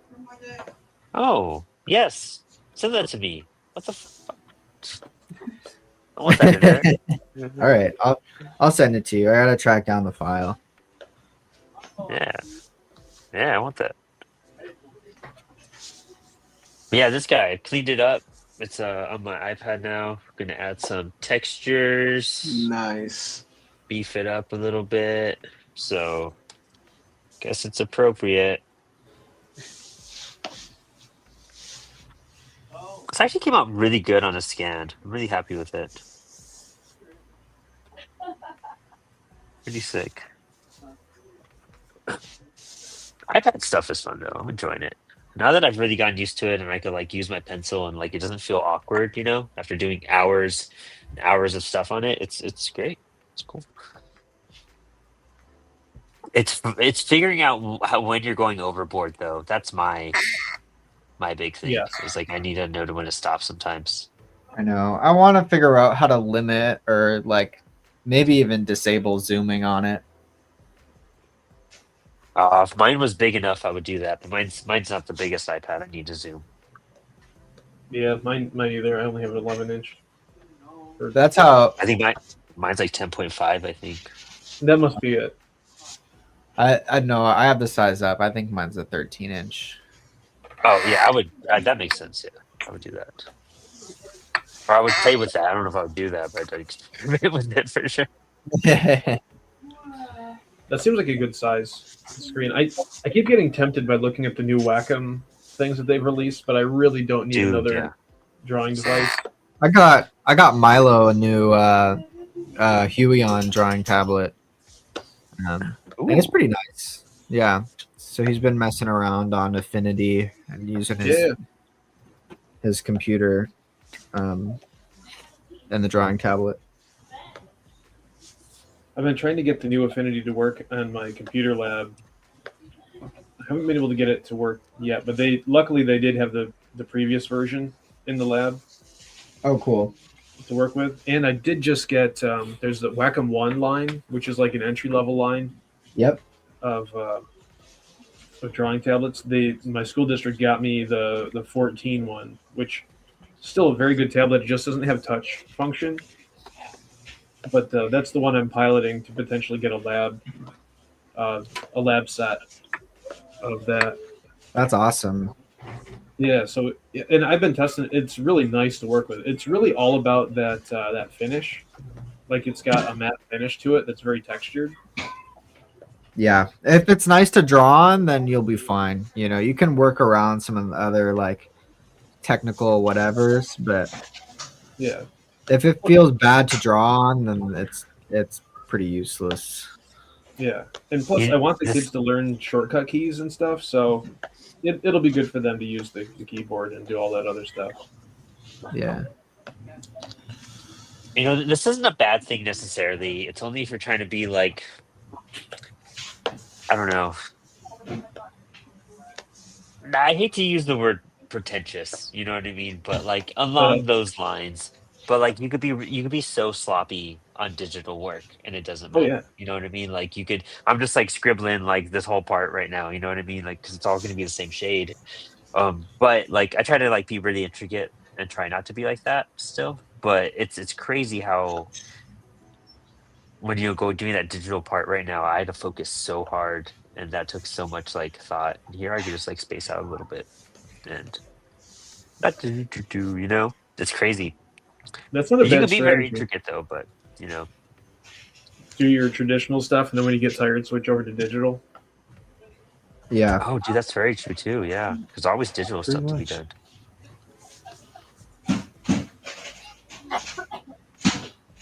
I found that if I turn down the whatchamacallit, the opacity on my layer I use for um my like screen tones and whatnot, like it makes them look a lot better.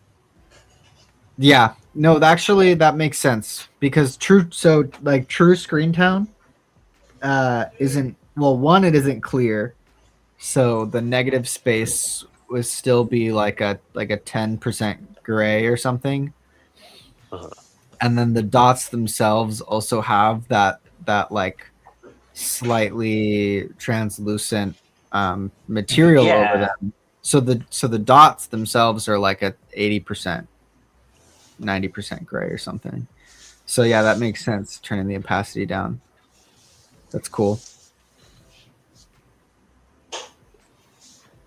I did a screen print forever ago. It was like of these kids looking up at an eclipse, and it was off of pencil line was like the dark line, and then I did halftones on it, and I had the printer I was working with use a metallic silver for the halftones, which was like really subtle, but it came out really cool.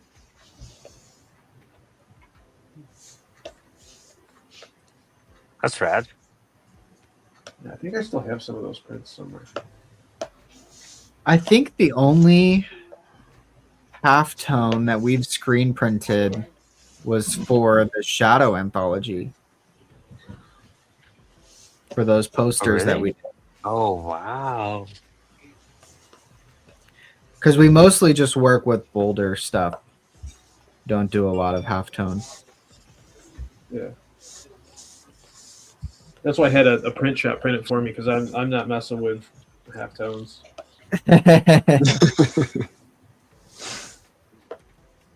They're fun to do. Yeah, I imagine so. It's kind of like it's kind of like a magic trick. Yes, How it feels. I have done some screen printing work. Like I used to have to lead some student groups at a college, and I would have to prep screen prints, and they would show up and print them. And man, I'm not good at that process of like burning and washing things out. It is tough. It is tough. And then when things don't print right, and you do want it to be clean, Yep. it's a nightmare to troubleshoot. I can recall one time they were going to print some design. I can't remember what it was, but I literally had 10. I put emulsion on 10 screens, burned it 10 times, and I was like, I hope to God one of these comes out good. And I was watching them. It was getting closer and closer to the start time. I blew out the emulsion in the first one, blew out the emulsion in the second one, on and on and on. And then I got to the final one, and it washed out just good enough. And then the first kid like came down the stairs, and I was like, oh, thank God. This is gonna work. And then we printed it. It was good, but it was very sweaty. Let me zoom in, and we'll show kind of what happens when you screen print stuff and it just shit happens. Yeah. We'll see if it'll focus. Yeah, it's focused. Yeah. So like a great example is like, okay, so here's like a pretty clean print off of it. Oh, that looks great. Oh, It's yeah. sharp. It's nice. It's it's what you want. And then this happens on the next one, Oh, Oh, Yep. man. and you're like, dude. "What the hell happened?" And this is from overprinting. So essentially, a little bubble of ink is still on the underside of the screen, and then when you press it down and squeegee through, you'll get essentially two dots of ink down, and then it spreads out, or there's air bubbles or whatever. But this is from overprinting. Then you'll get like just weird stuff like this. There's like this weird texture in the black. Yeah. It's It's like just the that little same. fade. Yeah, from from bubbles in the ink, or differences in pressure or whatever. This one also is slightly double printed, so you'll see like it's a solid black here, and then there's a faded black here, and that's because the screen moved at some point during the printing process. But there's all sorts of examples of that. Let me actually find. Let me see. Where is it?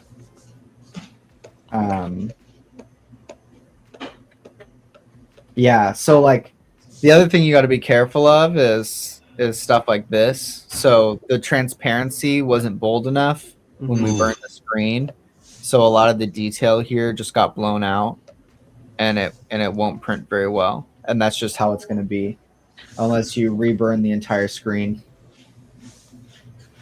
But it's Oh, that's so awesome. it's pretty high fidelity, and like I like that there's effects happening and weirdo stuff that just each one's unique. Yeah. So yeah, but yeah, screen printing's really cool, and there's a lot. It's a very complex art form. Yes, for sure. And so I'm glad to know people that know more about it than I do. That I can I don't. vouch. I enjoy like the science and like the troubleshooting of it, but I know very little about actually like effectively doing the process. That's all Milo, and I've learned pretty much everything from him. So Nice. Yeah, it's pretty amazing. That's something I'd like to learn in the future, but I just need a little more time. Oh yeah. True statement. Yeah.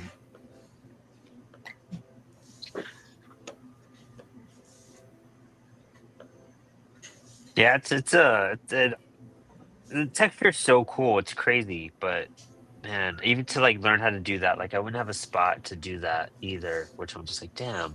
we do it. We do it in the tiniest bathroom you could possibly imagine. Is where we do all the burning of the screens and coding and stuff like that. And then Oh, really? literally in the tiniest bathroom you can imagine is where we do it at. And then we print it right here on the big drafting table. Oh, that's wild. We do have a platen for t-shirts, but for posters and stuff we don't do anything on the platen really.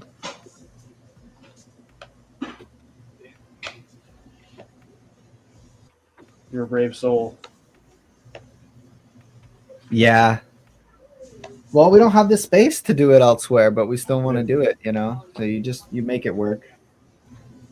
When I had that job with this local college out here, they took over like an asbestos-filled basement, and there was like an old shower room. This place looked like a horror movie. But we built an exposure unit, and we built a washout thing.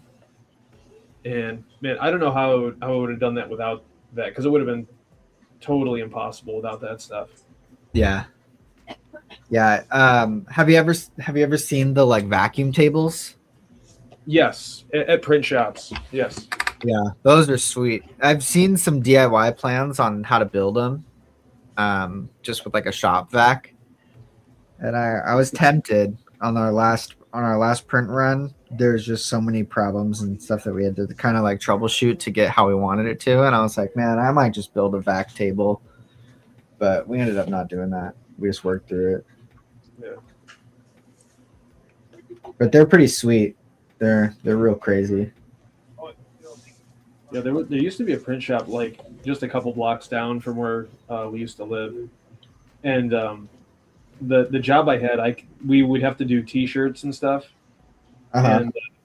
and I would always convince my boss to go with that print shop because after work I could literally just walk down the street and like pop into the back and be like, "Hey guys, how's it going?" And be like, "Oh, this print's coming out cool," and I would like try to learn from what they were doing. And they had a vacuum sealed table, and they could get some really nice, sharp detail. Uh-huh. And registration is like not a problem at all then. And like yeah. Like that's part of the reason that I did that print with them was it was not clear bold line art. It was very scratchy pencil marks, and they made it, unless you got really up close to it, it looked like a pencil drawing. Yeah. I mean that's what's so amazing about screen printing is, you know, you can do massive prints and it's super high fidelity and you can do all sorts of crazy stuff. It's really cool. Yeah.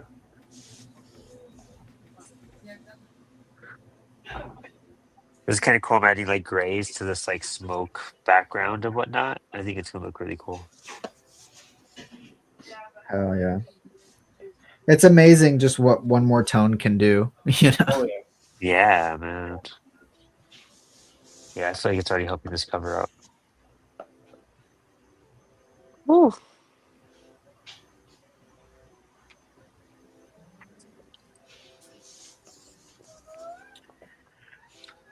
I forget what it's called, but Milo really wants to learn how to do this like form of printmaking that was the first way to get like a full spectrum of gray before photography and stuff like that. And it's literally like a copper plate that you take, and then there's like a special tool called a shovel, and you create all of these micro dimples into the entire sheet of copper, and then slowly start knocking them back to create your like shades of gray up to black. Oh, wow. That's pretty cool. But I mean, it takes. I mean, like just to even prep the plate, it takes like hundreds of hours because you're literally putting like really tiny dimples into a giant plate of copper. I'm like, what the hell is, you know, like, you know, we just have like a laser printer now. It's cool. I appreciate the art form and you know, preserving those techniques, but it is an absurd amount of work and it's crazy. Yeah, but there might be like I'm sure there is some kind of like unique texture or something that achieved with that process. Yeah, for sure.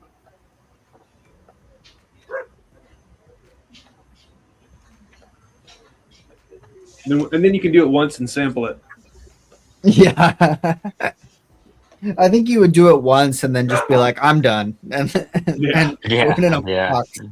You know? You're like, I don't want to look at this again.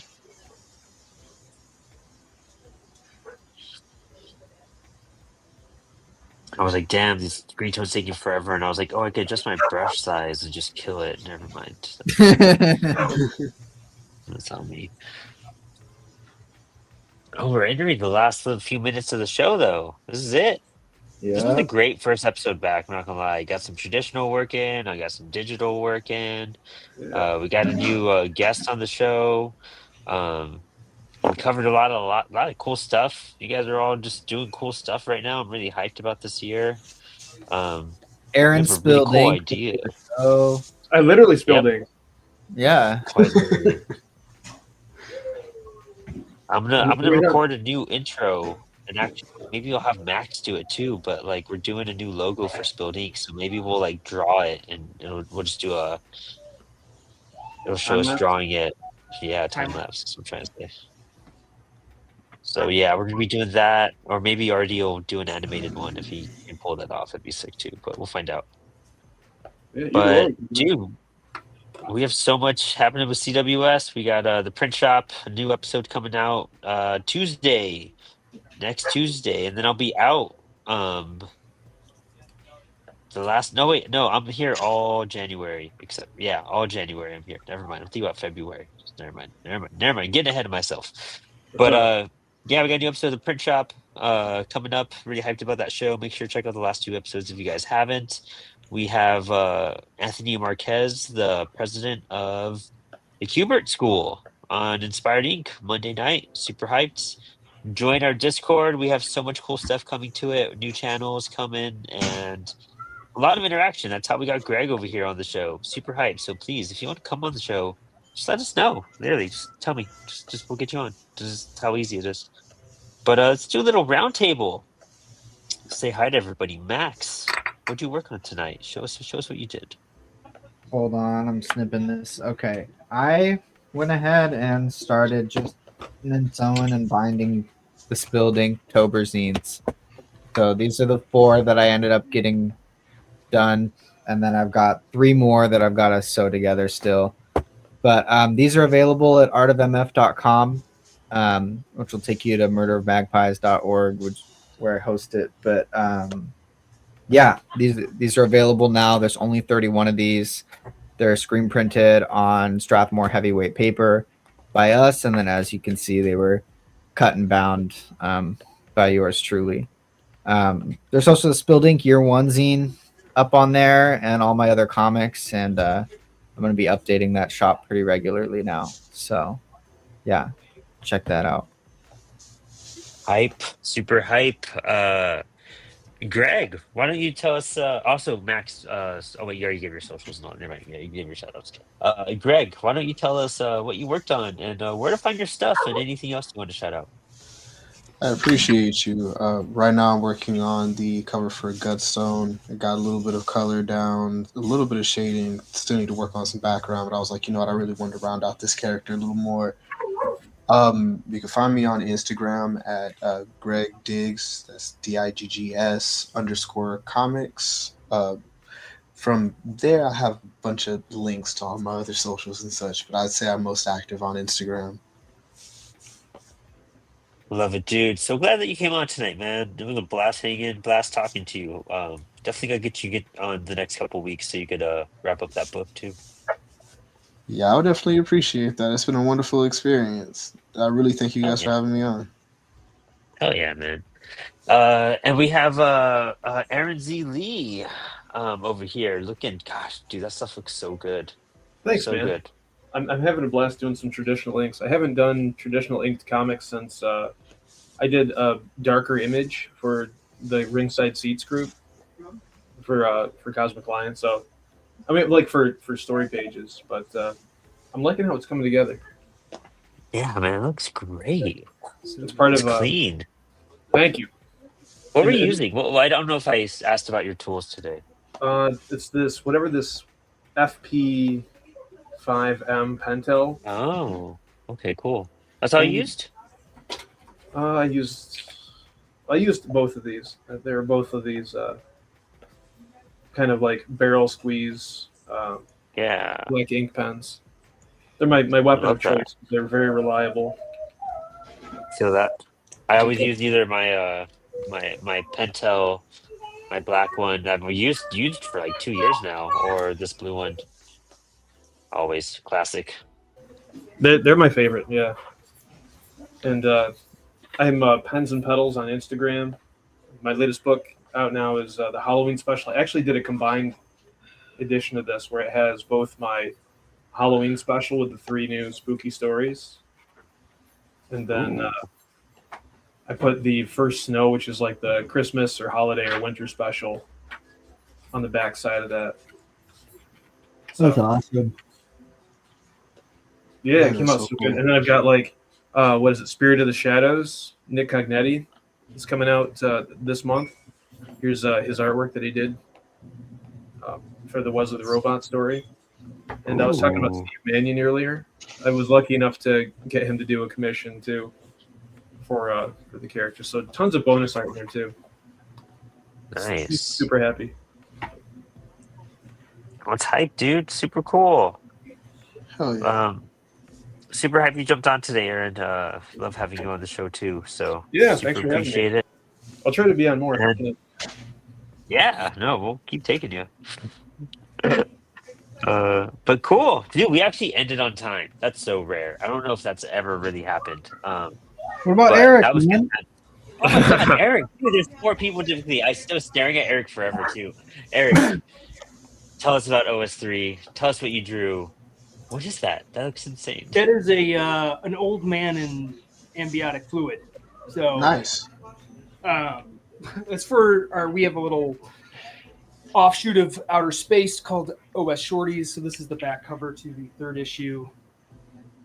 That's the first cover of the 3rd issue, or the cover front cover of the 3rd issue, with the same old man, but just not in fluid.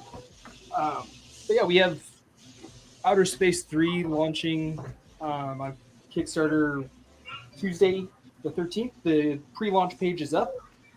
You can find it at Outer Space Comic on Instagram, or Eric and Allred on Instagram.